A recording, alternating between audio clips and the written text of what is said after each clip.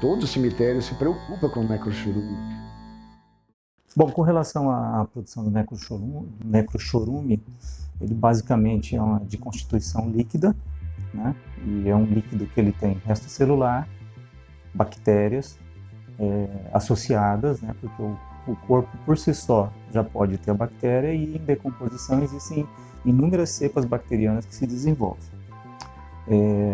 E ele basicamente é produzido pela ruptura celular. A partir do momento que você tem a morte, você tem a parada de oxigenação das células e com isso as células morrem. A morte celular, após a morte celular, elas se rompem, se estouram e todo o líquido que estava dentro dela, que basicamente é água, isso começa a vazar. E isso em milhões e bilhões de células se transforma num líquido que a gente pode enxergar e começa a escorrer do corpo. Hoje em dia, uma melhora dos antibióticos, a maior tempo de permanência em UTI de paciente, esses pacientes que têm longa permanência em um hospital antes de evoluírem a óbito, eles são pacientes que normalmente levam um tempo maior de decomposição.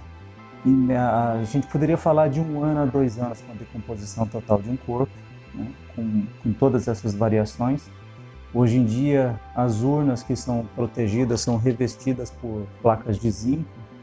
Elas costumam fazer um isolamento maior, isolamento até biológico maior do solo.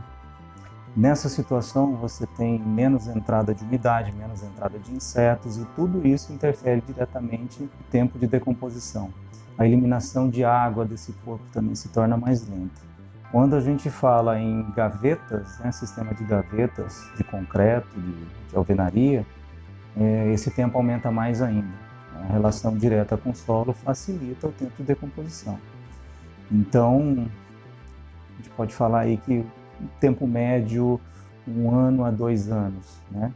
E a tendência, como eu lhe falei, quanto mais tempo de internação hospitalar, quanto mais tempo de ter tomado antibiótico, normalmente esses corpos demoram mais, chegando a ficar até 5 anos. Olha, o problema é a contaminação das águas subterrâneas e superficiais pela decomposição dos corpos. A geologia do local tem rochas que são mais permeáveis, tem rochas que são menos permeáveis. A topografia do terreno, quanto mais íngreme, pior é, porque vai haver erosão.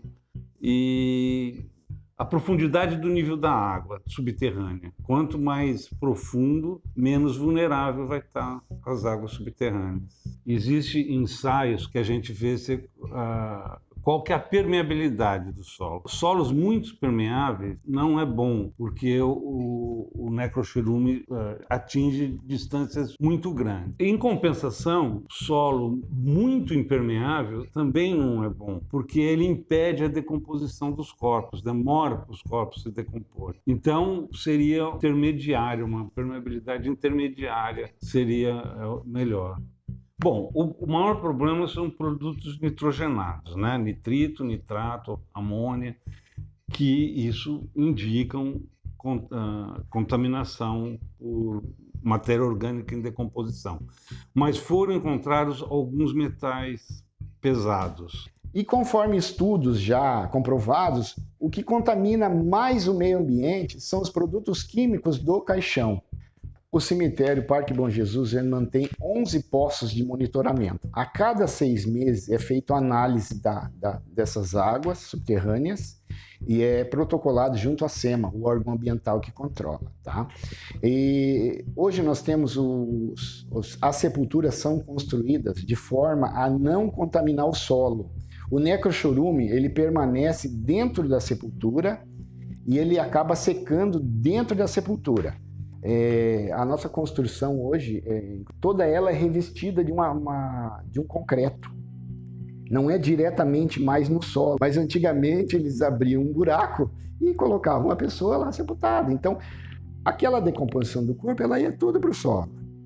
Hoje não, ela permanece dentro da sepultura. Ela não sai. Mesmo nesse sistema vertical, existe um sistema de tratamento, de captação desses líquidos da decomposição, que eles permanecem restritos dentro de uma área revestida, um concreto, né? Hoje a maioria é tudo em construção, para evitar a contaminação do solo.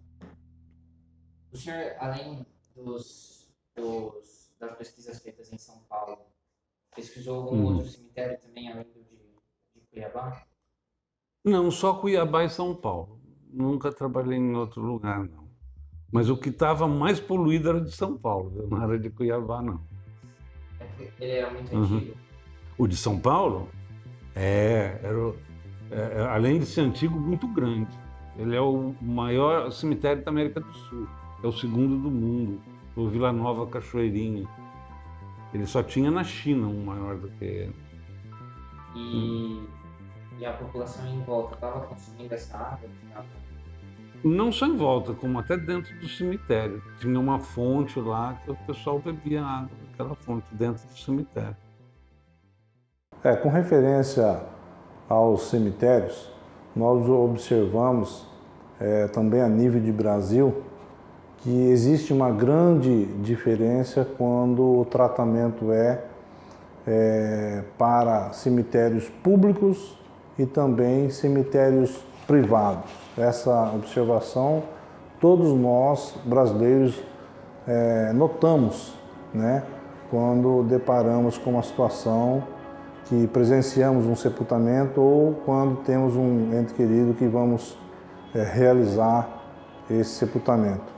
Observamos que no Brasil a demanda do controle dos sepultamentos a nível público, vamos dizer assim, é caótico, né? Assim como a área privada, ela ganha bastante espaço quando ela trata esse assunto, né, na comercialização de terrenos, né, para construção de sepulturas, né, jazidos, assim chamados, que são bem cuidados, identificados, tem um controle de identificação invejável.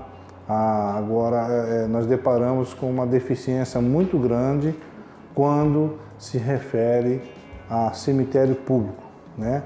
Isso tudo é questão de cultura, né, do povo, questão de cultura da administração, responsabilidade da administração pública.